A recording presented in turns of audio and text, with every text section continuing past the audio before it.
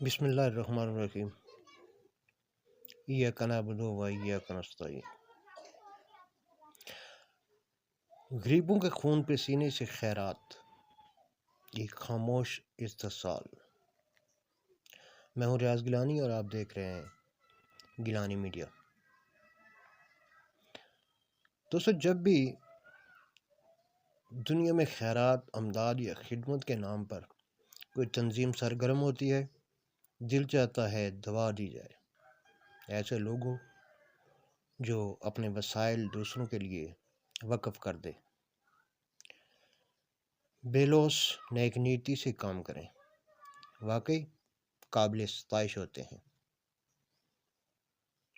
مگر جب وہی خدمت کا لبادہ اوڑے ادارے یا افراد اپنے طاقت، حسر و رسوخ یا نظام کی کمزوریوں کا فائدہ اٹھا کر کمزوروں کے حقوق پر ڈاکہ ڈالیں تو خاموش رہنا بھی جرم بن جاتا ہے۔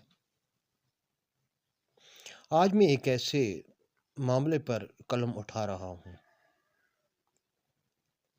جو شاید کوئی نیا واقعہ نہیں، شاید یہ ایک عام چلن بن چکا ہے، مگر میرے سامنے ایک ایسی کہانی آئی ہے جس نے دل کو چیر کے رکھ دیا۔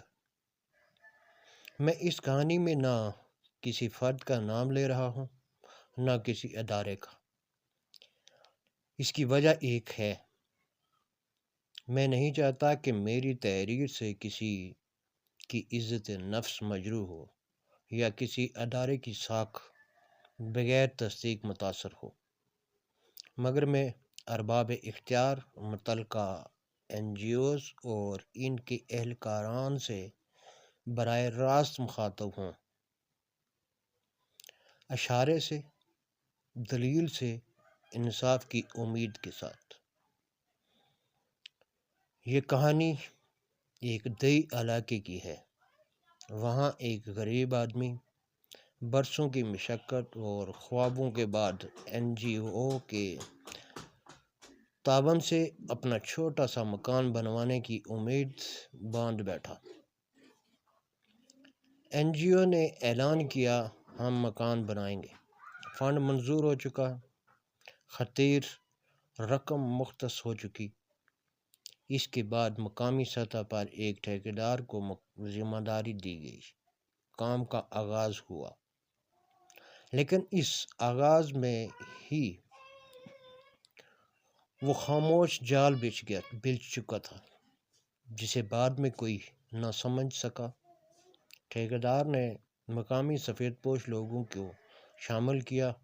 انہیں کہا گیا کہ آپ مقامی مسائل حل کریں، مستری مزدور لگائیں، کام شروع کریں، رقم آتی رہے گی۔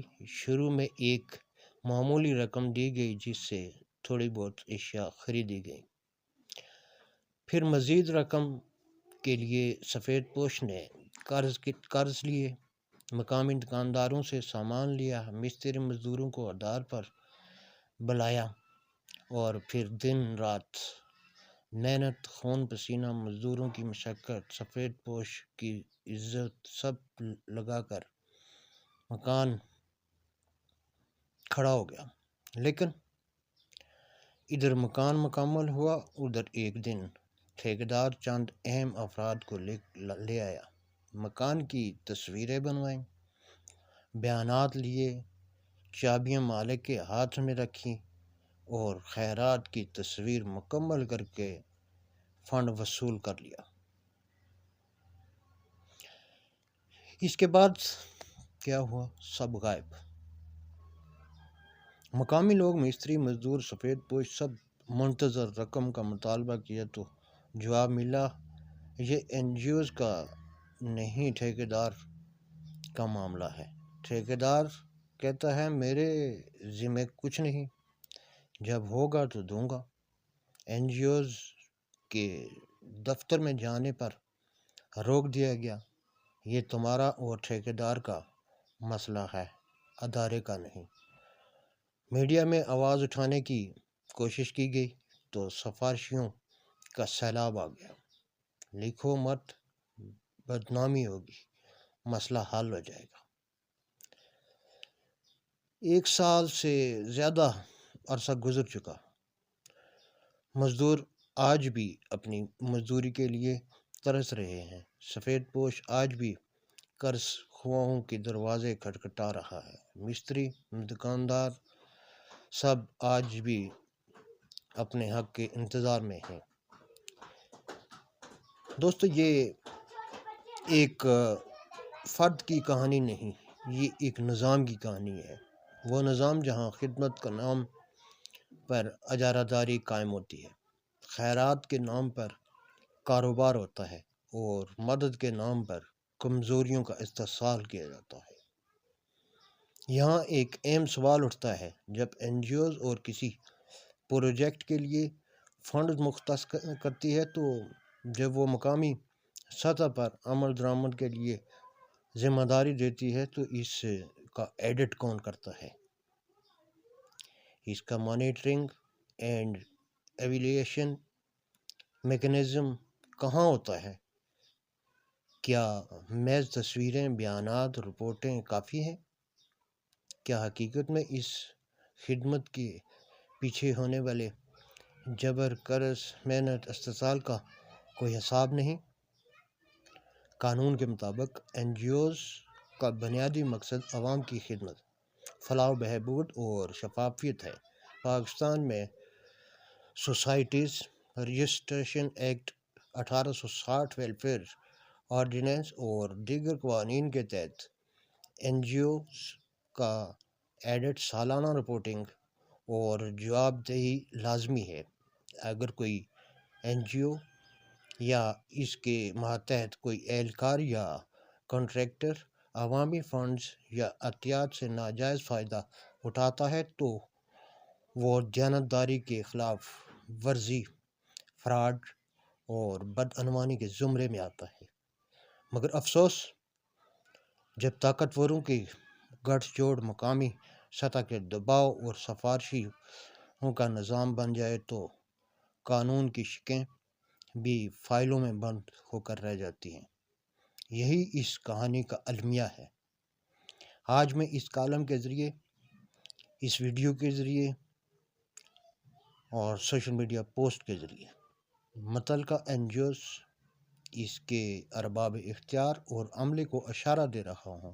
میں نام اس لیے نہیں لکھ رہا کہ میری زبان یا قلم سے کسی کی عزت نفس مجروح نہ ہو، مگر آپ جانتے ہیں میں کسی واقعے کی بات کر رہا ہوں، کسی علاقے کی بات کر رہا ہوں، کسی کردار کی بات کر رہا ہوں، میں ایک موقع دے رہا ہوں۔